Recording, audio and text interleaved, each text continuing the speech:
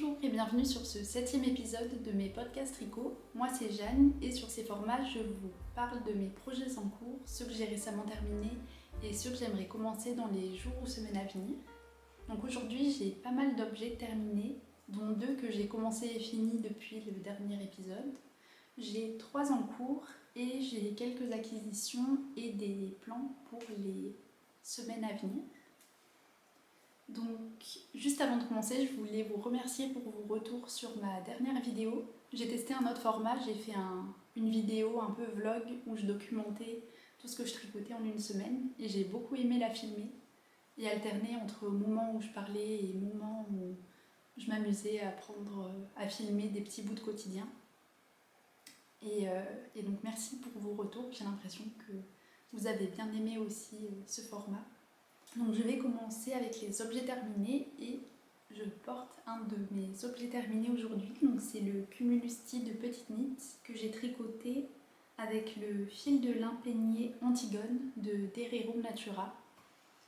J'ai choisi le coloris prunelle et donc c'est le deuxième Cumulusti au neck que je tricote. Donc je vais pas trop rentrer dans les détails vu que c'était déjà un objet fini et en cours le podcast précédent.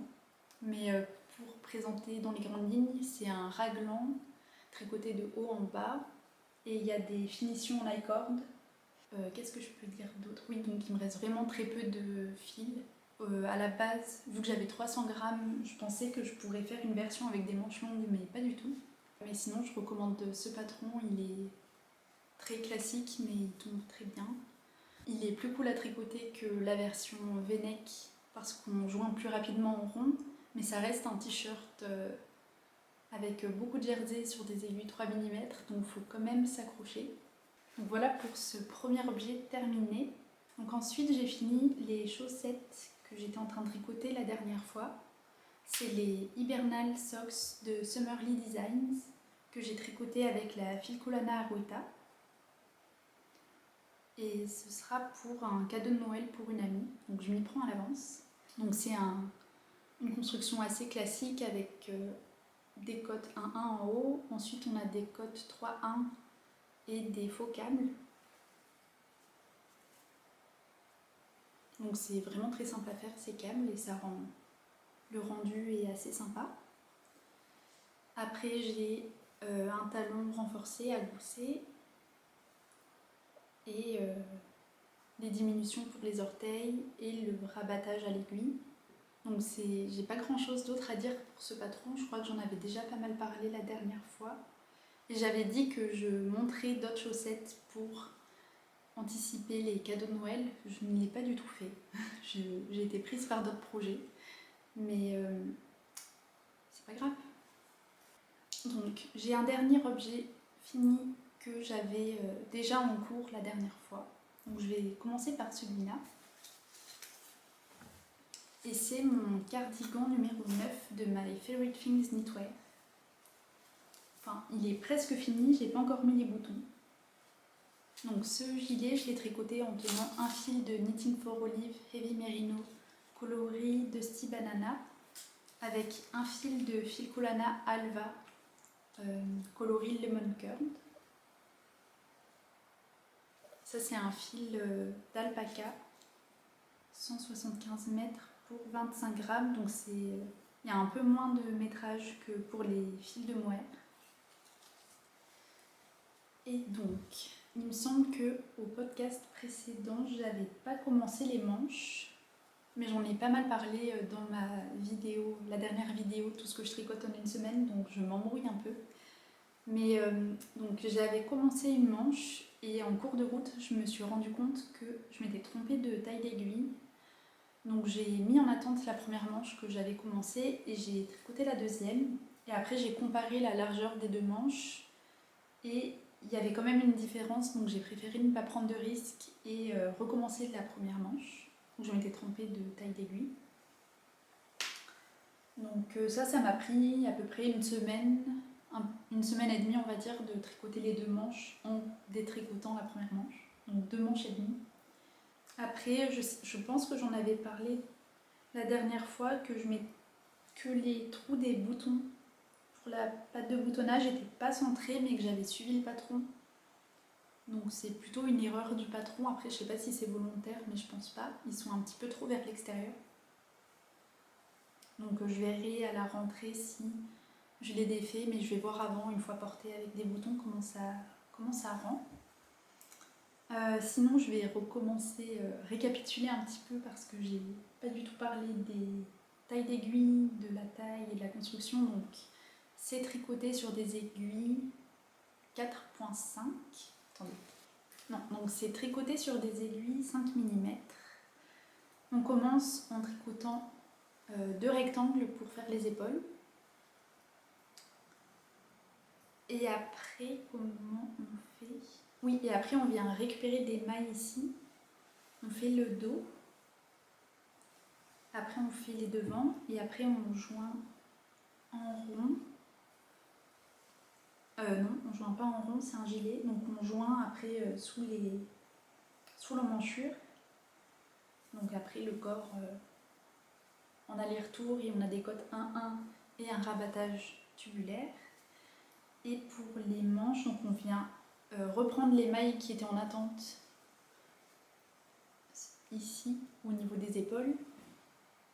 Et après on relève les mailles au niveau de l'emmanchure et on a quelques rangs raccourcis en haut des manches. Et après c'est tricoté en rond avec des diminutions jusqu'à la fin. Et après pareil que pour le corps, côte 1-1 et rabattage tubulaire. Voilà, et pour le col aussi c'était intéressant, il y a 2 rangs de tricot double avant de commencer les côtes pour apporter un peu de structure au gilet. Voilà, donc j'ai fini ce gilet. Au final ça m'a pris combien de temps?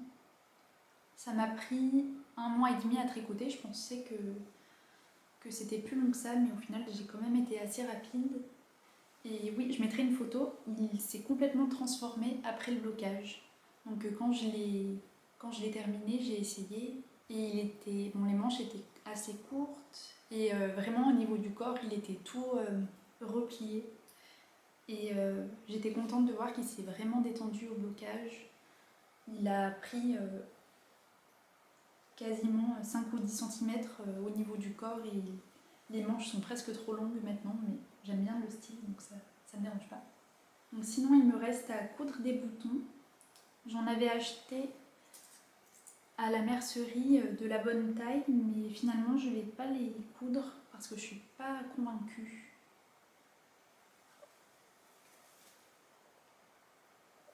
Je les trouve un petit peu ternes, donc je vais profiter de mon voyage au Royaume-Uni on part dans une semaine.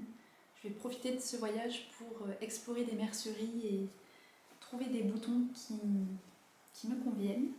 Donc voilà pour le gilet, le cardigan numéro 9. Très contente de ce gilet. Et j'ai hâte de trouver des boutons et de le porter dès qu'il fera un peu plus frais. Donc ensuite, c'est 2 projets que j'avais pas commencé la dernière fois, mais dont j'avais un peu parlé. Je savais que j'allais les tricoter. Donc le premier, c'est le Tolsta Tank de Rebecca Clow ou The Creabea. Donc celui-ci, je l'ai tricoté avec la lignée de Sandnes Garn. C'est un fil d'été, un mélange de fibres. Donc c'est du coton, de la viscose et du lin. C'est un fil d'épaisseur DK avec 110 mètres pour 50 grammes. Donc pour les patrons de Rebecca Clow, il y a souvent plusieurs options. Donc par exemple pour ce patron, j'ai eu 5 ou 6 PDF alors que j'ai acheté qu'un patron, donc ils sont très personnalisables.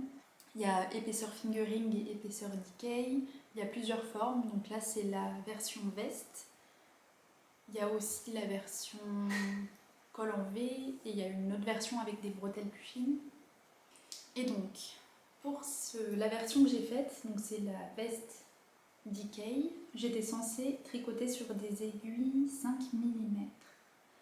Et au final, j'ai tricoté tout sur des aiguilles 4 mm, enfin, pour le corps. Et sur Ravelry, j'avais vu une version d'une testeuse avec les bords qui s'enroulent et un bord replié en bas. et j'avais beaucoup aimé sa version. Ça ressemble un peu au Cloud Top de Petite Knit. Donc j'avais fait un petit sondage sur Instagram entre faire les bords qui s'enroulent ou faire des cottes 1-1.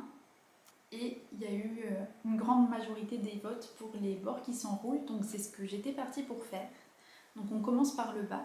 Quand j'ai commencé, j'ai fait quelques rangs et je me suis dit que vu que c'est un top d'été, c'était pas la meilleure idée, surtout pour le climat où j'habite, d'avoir une double épaisseur déjà en bas, alors que je savais que j'allais sûrement le rentrer dans mon pantalon. Donc au final, j'ai pas fait le pli en bas et j'ai continué avec les aiguilles 4 mm parce que finalement je trouvais que ça faisait quand même un tissu assez aéré, voire transparent. Je sais pas si je peux vous montrer. Oui, c'est quand même assez transparent avec les aiguilles 4 mm, donc je suis restée sur cette taille d'aiguille. Et après je me suis dit que des bords repliés sur cette qualité de laine qui est assez épaisse, ça allait peut-être pas rendre très bien parce que en cours de route je me suis aussi rendu compte que la version de la testeuse que j'aimais bien, c'était la version fingering. C'est 4ply, je savais pas que c'était fingering, mais je crois que c'est ça. Donc je me suis dit que j'allais pas tenter les bords enroulés sur un fil decay et j'ai finalement opté pour des bords repliés. Donc j'ai juste ramassé les mailles autour du cou et des emmanchures et j'ai tricoté en jersey, j'ai rabattu et j'ai cousu à la main tout à la fin. Voilà, donc j'aime beaucoup cette forme finalement. Je m'attendais pas à l'aimer autant. Le fil il est hyper agréable à porter. Et il y aura juste une chose, une critique pour ce patron, c'est qu'il n'est pas totalement, comment on dit, bra friendly. C'est-à-dire qu'on voit mes bretelles de soutien-gorge dans le dos parce que le débardeur fait ça. Voilà, c'est le seul bémol du patron, mais ça ne m'empêche pas de le porter très souvent. Et ça m'a donné envie de tricoter le camisole numéro 9 de My Favorite Things Knitwear, qui est tricoté, il me semble, en aiguille 3 mm avec un fil de fingering, et ce serait pour avoir la même forme mais plus opaque. Donc celui-là, comme je le montrais, c'est transparent et du coup on voit quand même un peu la peau par transparence et je pense que j'aimerais bien avoir un autre débardeur de style parce que de toute façon c'est comme mes cumulustis, c'est très portable. Donc je m'ajoute le camisole numéro 9 à ma wishlist et je vais réfléchir à un fil pour faire ce débardeur. Je pense pas que je le ferai cet été, mais pour l'été prochain, je peux commencer à réfléchir. Mais donc voilà pour la Tolsta Tank version veste. Et si vous ne connaissez pas Rebecca Clow, je recommande vraiment d'aller voir ses patrons. Elle fait des podcasts aussi qui sont passionnants. Donc mon dernier objet terminé, c'est un test pour Gregoria Fibers. Donc j'étais très contente d'être acceptée parmi les testeuses et d'avoir de la laine offerte. Donc juste avant de vous montrer le t-shirt ou le pull, je vais vous montrer la laine. Donc j'ai utilisé un fil de Filcolana Merci. C'est 50% de coton, 50% de laine Merino Superwash, coloris 101. Et un fil de Filcolana Pilja, c'est 100% d'alpaca, coloris 977.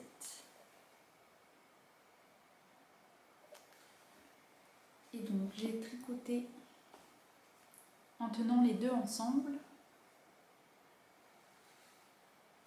ce pull. Donc à la base le patron c'est un t-shirt d'été tricoté avec des fils de chez Gépard. Je ne me rappelle plus lesquels elle a utilisé, mais sûrement du coton.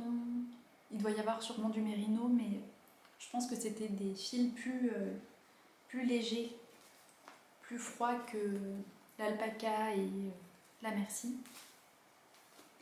Et donc vu que j'avais déjà ces fils assez chauds, J'ai demandé à Anna, donc la designeuse, si je pouvais faire une version avec les manches longues. Et elle a accepté, donc c'est cool de sa part. Et donc je vais parler un peu de la construction. Donc on commence en haut. On a deux points un peu comme des raglans, mais on augmente sur la ligne le long des épaules. Et après on fait des augmentations pour former les épaules comme ça. Donc j'ai montré.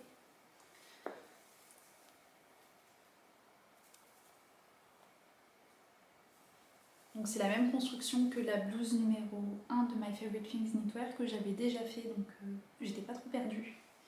Et après au milieu on a un câble très joli. J'étais un peu impressionnée par cette torsade, au final c'est très simple, vraiment c'est... En fait c'est comme si on faisait deux torsades. Vous voyez, si je cache un côté, ça fait une torsade comme on a l'habitude, enfin une torsade plus simple entre guillemets. Et en fait c'est juste deux torsades inversées et collées et ça fait cette grande torsade. Voilà, donc je suis très contente du rendu. Je suis contente de comment ça me taille. J'ai pas de tricot qui ressemble à ça, donc c'est un bel ajout à ma garde-robe. Le patron est très bien écrit, très détaillé. Ça change aussi du style de petite knit, donc c'est toujours intéressant de voir d'autres styles d'écriture. Sinon j'avais juste fait une remarque, je sais pas si elle aura intégré au patron, mais ce que j'ai fait pour les manches, c'est que avant de, donc à chaque fois qu'on fait des cottes, on utilise des aiguilles plus petites en général.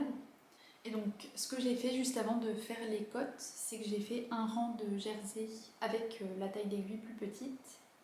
Ce que je n'ai pas fait pour le corps, vu que c'était pas indiqué dans le patron. Et je trouve que ça rend quand même mieux quand on fait le rang de jersey avant avec la taille d'aiguille qu'on utilisera pour les cottes. Donc je vais vous montrer en changeant de taille d'aiguille juste avant les cottes et sans.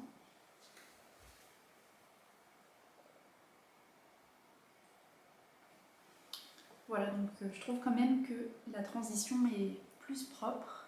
Et d'ailleurs, j'ai pas du tout parlé des tailles d'aiguilles. Donc c'est recommandé de le tricoter sur des aiguilles 5 mm, mais moi j'ai utilisé des 4,5 pour obtenir le bon échantillon. Et pour les cottes, on utilise des 3 mm. En finition, on a des rabattages tubulaires, donc avec le rang de tricot double et le rabattage à l'aiguille. Et pour le col, on a peut-être un rang de cotte 1-1 et un rang et pareil du rabattage tubulaire. Mais le col est assez étroit, donc pas besoin de rajouter de la longueur avec les cottes. Donc voilà, j'aime beaucoup les versions des autres testeuses qui ont utilisé le fil recommandé, donc qui ont fait une version du t-shirt plus appropriée, adaptée pour les températures d'été. Et pareil, si vous ne connaissez pas les patrons de Gregoria Fibers, ils sont vraiment très jolis. Quand j'ai commencé à tricoter, c'est une des premières designeuses que j'ai suivies, donc je suis vraiment contente d'avoir testé un de ces patrons. Donc voilà pour mes objets terminés. Maintenant, on peut passer aux encours. Et le premier que j'ai commencé, c'est le Améliti de Petite Knit. J'en avais parlé aussi au podcast précédent et je l'ai pas mal documenté le progrès dans mon vlog ce que je tricote en une semaine. Donc ce t-shirt, je le tricote sur des aiguilles 3 mm comme c'est recommandé. Et j'utilise la Knitting for Olive coton merino. C'est un fil fingering. C'est 70% coton, 30% merino si je dis pas de bêtises. Et c'est coloris poudre, coloris crème et coloris molle. Là j'ai pas les numéros, j'ai pas les étiquettes, mais pour rappel aussi, je mets mon compte Ravelry en description où je rentre toutes les informations concernant les coloris, des fils utilisés, les quantités, les tailles que je tricote. Donc voilà, si vous êtes intéressé par un projet, n'hésitez pas à aller voir mon compte Ravelry où je mets des fois plus d'informations que dans mes podcasts. Donc c'est un autre t-shirt raglan tricoté sur des aiguilles 3 mm avec les cumulisti, je les enchaîne. Donc cette fois-ci il y a 3 mailles pour le raglan.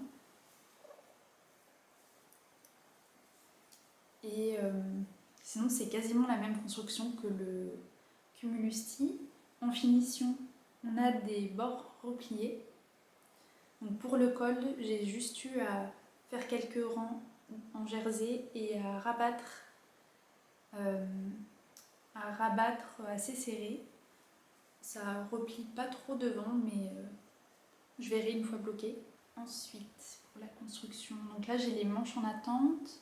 Pour le corps, il me reste, je crois, une répétition à faire avant de faire des côtes 1-1 et de faire le bord enroulé. Et qu'est-ce que j'ai d'autre à raconter? Ah oui, et il y a une technique aussi pour quand on change de couleur pour les rayures, pour éviter qu'on ait des escaliers au changement de couleur. Et ça marche plutôt bien. Donc là, c'est là où je change de couleur.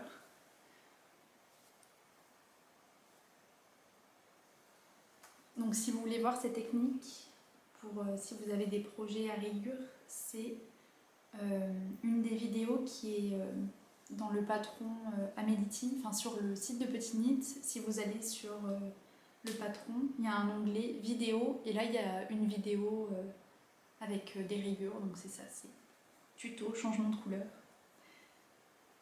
Et j'avais jamais vu ça, cette technique, mais je vais l'appliquer à mes autres projets quand j'y pense.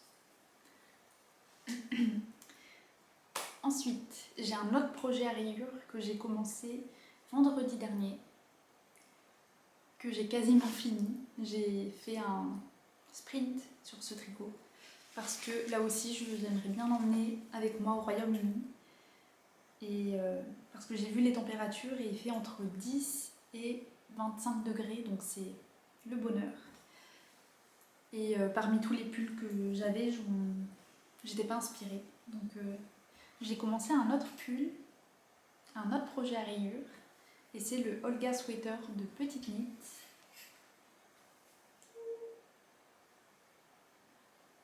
Donc ouais, il est quasiment fini, j'ai fait plus de la moitié de la deuxième manche. Donc ce tricot, je le fais avec la Pergint de Sandnes Garn, coloris Almond Tweed et coloris marron foncé, je sais plus. Donc je vais dire les numéros, il y a 3091 et 2512. Je les ai mis sur Ravelry déjà, mais je sais plus le nom des coloris à part Almond Tweed. Donc c'est un fil, donc c'est de la laine 100% norvégienne. C'est assez rustique, j'espère que ça va s'adoucir au lavage. Et c'est 91 mètres pour 50 grammes, donc c'est assez épais. Et donc là je tricote le pull avec des aiguilles 4 mm. J'ai fait la taille S aussi, j'ai oublié de mentionner quelle taille je faisais à chaque fois, mais comme je le disais, ces informations seront sur mon Ravelry. Et donc c'est la taille S, c'est quand même assez large. Et donc pour la construction, on commence par le dos. Donc on monte des mailles, de là à là, donc ça fait quand même pas mal de mailles. Et après, on fait des rangs raccourcis pour former le dos. Donc est-ce que c'est ça? Oui, donc on fait des rangs raccourcis. Toute cette partie, enfin toute la partie dos qui est en diagonale. Bref, j'explique pas très bien. Donc là, je trouvais la construction assez intéressante et assez propre.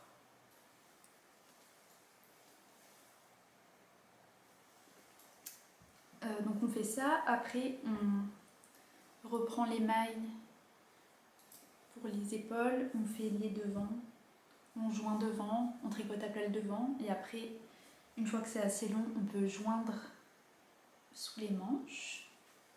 On tricote le corps en rond et après on a des côtes 1-1 en respectant les rayures. Donc c'est ce que j'aimais bien sur ce patron, c'est que des rayures sont vraiment tout le long du corps et des manches, même jusqu'aux côtes. Voilà, donc qu'est-ce que j'ai fait comme bêtise quand j'ai tricoté ce pull? Déjà la technique dont je vous parlais juste avant, pour avoir une belle continuité au niveau du changement de couleur pour les rayures. Je l'ai complètement oublié pour ce pull vu que j'étais en sprint. Donc là j'ai une belle démarcation sur le côté. Et une des raisons pour lesquelles aussi j'ai tricoté très vite, c'est que quand j'ai commencé à tricoter la première manche, arrivée au milieu, je me suis demandé si j'allais avoir assez de laine. Parce que pour le coloris blanc, j'avais que 5 pelotes et j'avais plus qu'une pelote et demie pour les deux manches. Et là, je suis à plus de la moitié de la deuxième. Je sais pas combien il me reste, j'ai pas pesé, mais je pense que je vais être large.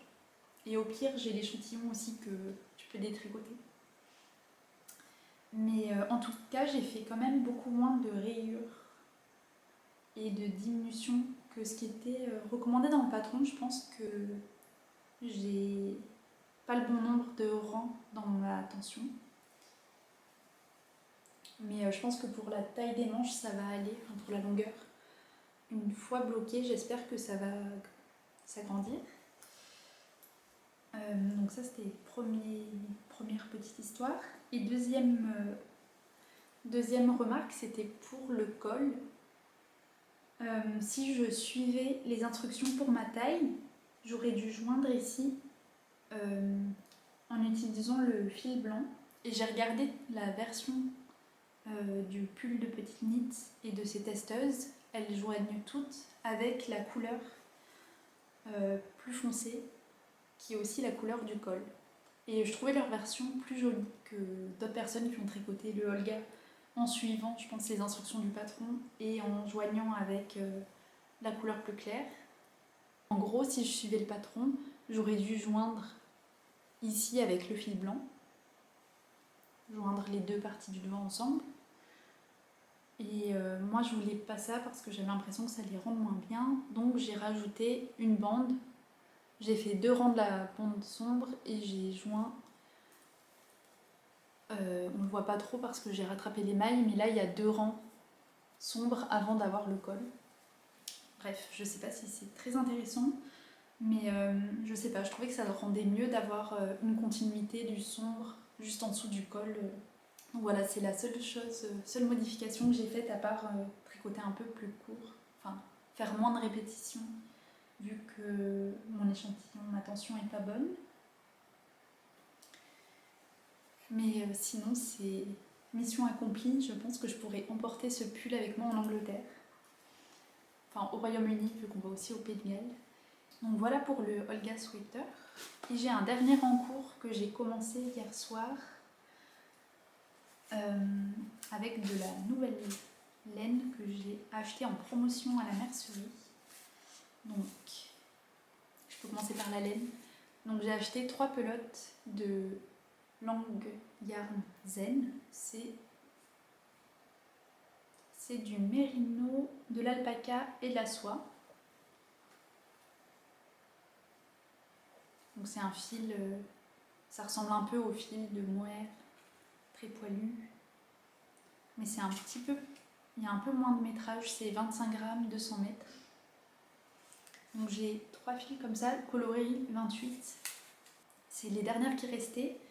Et je savais qu'avec ça, je pouvais tricoter un pull en utilisant des grandes aiguilles et en tenant le fil simple. Je l'avais déjà fait vu que j'avais tricoté le Aura Top de Rose Knitwear. Mais j'ai vu qu'il y avait aussi le patron de My Favorite Things Knitwear, la blouse numéro 1 Light. Donc c'est tricoté sur des aiguilles 6 mm. J'ai vu qu'il y a des personnes qui l'ont fait en utilisant qu'un fil aussi et qu'elles avaient besoin de moins de 3 pelotes pour faire la taille M. Donc je me suis dit que j'allais varier un petit peu et pas retricoter le même patron. Surtout que le Aura Top, même si j'aime bien le porter, Ça allait pour le tricoter, mais c'est quand même tricoté de bas en haut et à plat.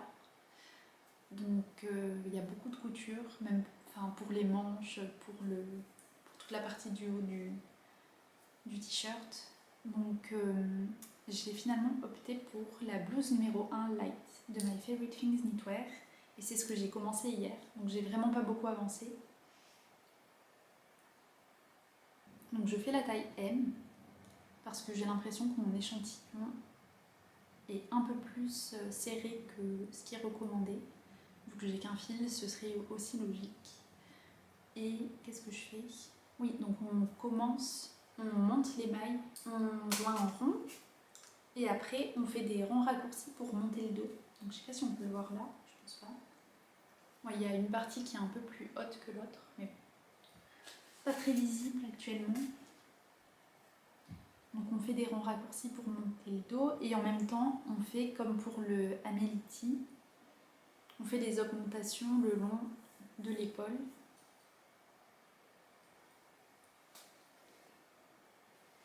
Et donc j'ai fini de faire ça et j'ai commencé à faire les augmentations pour former les manches.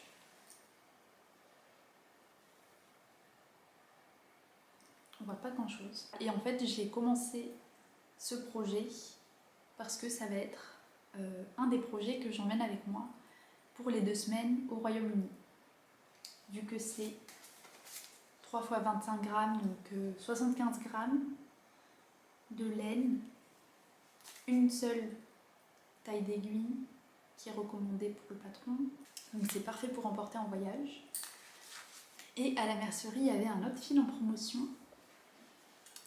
Et je me suis fait plaisir, j'ai acheté 6 pelotes de Crealino de Langarn.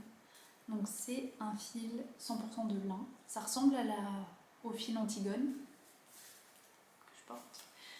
Et alors c'est quel coloris, mais j'aime beaucoup cette couleur, c'est 62. Et donc avec ça, vu que j'ai 6 pelotes, j'ai vu que je pouvais faire une camisole numéro... je me rappelle plus. Une camisole de My Favorite Things, je regarde le numéro. Camisole numéro 10. Donc c'est pareil que la blouse numéro 1, c'est un col bateau en manchure droite, très simple, du jersey, c'est le thème de cet été. Et voilà, donc ça va être cool, un t-shirt tout simple avec cette jolie couleur. Voilà, et pour ce patron, donc c'est tricoté sur des aiguilles 5 mm, donc je vais tenir le fil en double.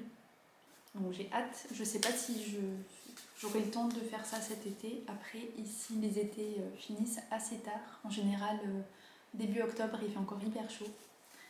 Donc je verrai. Voilà, et j'ai pas d'autres acquisitions, mais je sais que pour le voyage, je veux emporter un autre projet avec moi pour varier un peu et pour être large, au cas où je finis la blouse en 2 semaines. Et donc je voulais apporter avec moi un écheveau de laine à chaussettes parce que j'ai envie de faire les Augusta Lace Socks de Bella Helms. C'est aussi Quasi Gérard sur Instagram, c'est comme ça que j'ai découvert cette designeuse. Elle a fait quelques patrons qui sont tous très délicats, très jolis, assez originaux. Et donc pour ces jolies chaussettes, je vais utiliser, c'est un écheveau de El Robledal de la Senta, donc c'est des teinturiers, je crois qu'ils sont espagnols. J'avais acheté ça au festival Barcelona Knits, mais je sais qu'ils sont aussi au Knit It. Et donc c'est un fil 60% de superwash merino, 20% de soie, 20% de nylon recyclé. Et je suis fan de la couleur, donc c'est un peu beige gris avec des petits speckles multicolores.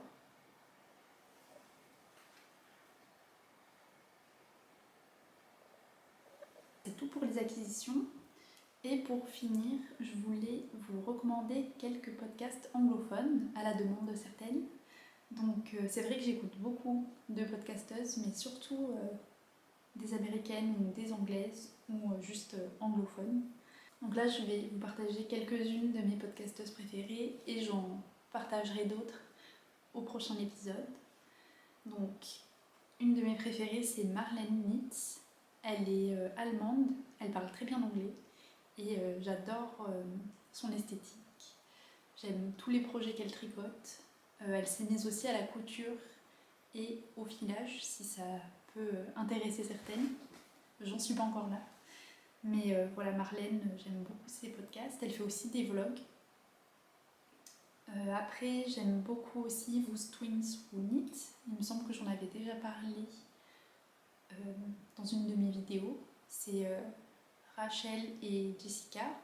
Elles sont de Kansas City, donc américaines. Et la dynamique est très chouette vu qu'elles sont, elles sont deux, c'est des jumelles. Ensuite, j'aime beaucoup aussi Handmade by Florence. Elle est anglaise, elle fait des patrons, elle a fait quelques designs qui sont très chouettes aussi et elle a fait des tutos gratuits, donc des patrons gratuits avec des vidéos gratuites. C'est vraiment très généreux pour les débutants et même pour ceux qui ne débutent pas, c'est vraiment des patrons assez jolis.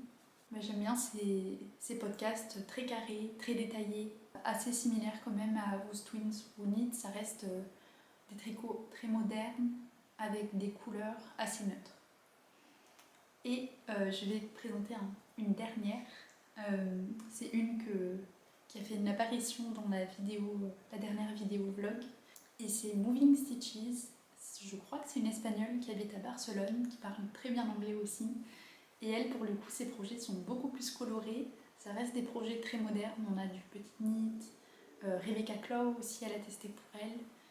Et vraiment, ces podcasts sont hyper joyeux. J'aime beaucoup je recommande sa chaîne aussi. Elle est un petit peu moins connue que les autres, mais c'était une belle découverte.